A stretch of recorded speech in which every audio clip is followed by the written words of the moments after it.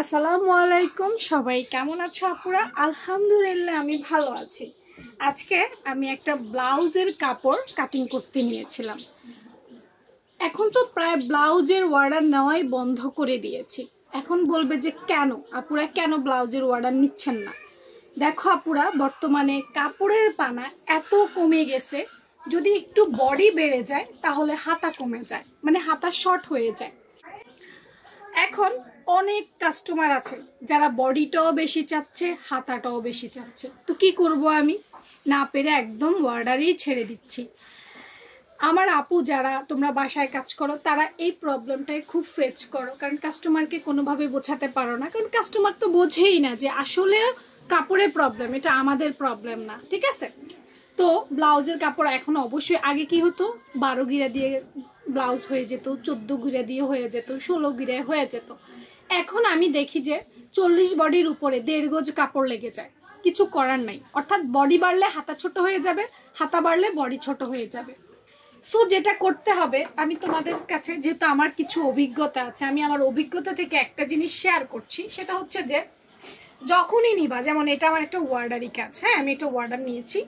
আমি নেওয়ার আগে ওকে বলে দিয়েছি আমি কাপড় আগে মেপে দেখব, যদি দেখি যে পরিমাণ মতো পর্যাপ্ত পরিমাণ এখানে কাপড় আছে তাহলে আমি এটা আপনার অর্ডার নিব, নয় আপনার এটা ফেরত দিব। এখন দেখো এইখানে একটা ডিজাইন আছে, তার মানে এটা আমাকে হাতাই দিতে হবে বা কোমরে দিতে হবে। এখন কোমরে দিতে গেলে এটা মিলবে না, কারণ মিলার সুযোগ নাই। এটা অনেক বড় দক্ষ টেইলার হইলেও এটা সুযোগ নেই। এখন আমি যেটা করছি, এটা আমি হাতা নিচ্ছি।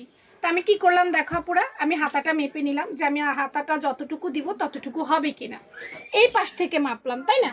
এখন শুধু এই পাশ থেকে মাপলেই হয়ে যাবে না, আবার আমাকে পেছনের অংশ ঘুরাইতে হবে যে আমার বডি মিলতেছে কিনা। তারপর আমি আবার বডি দেখলাম, মনে করো এটা 40 বডির একটা আপুর জন্য, হ্যাঁ তো 40 বডি তো নাই, দেখো এখানে মাত্র 16 32 বডি আছে, তার মানে হচ্ছে এইভাবেও হচ্ছে না।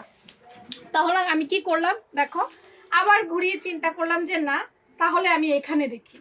তো আমি চিন্তা করলাম এই হচ্ছে আমার 40 বডি, এই এই তাই না? তাহলে সেলাইয়ের জন্য আরেকটু চলে যাবে, আরেকটু চলে যাবে, ফ্রন্ট পার্টের জন্য আরেকটু চলে যাবে।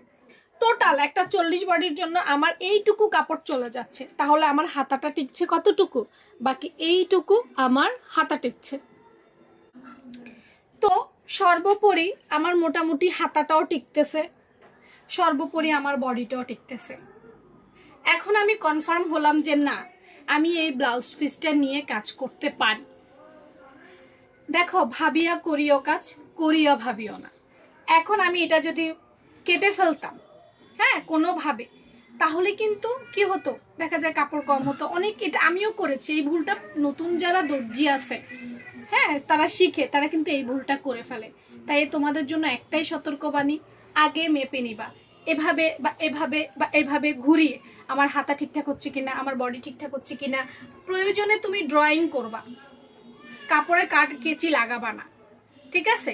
কাপড়ে কেচি না লাগিয়ে আগে ড্রয়িং করে সুন্দর করে তোমার মন মতো হচ্ছে কিনা বুঝে তারপরে তুমি সুন্দর মতো কাটিং করে সেলাই করো। হ্যাঁ, আচ্ছা ঠিক আছে, আল্লাহ হাফিজ।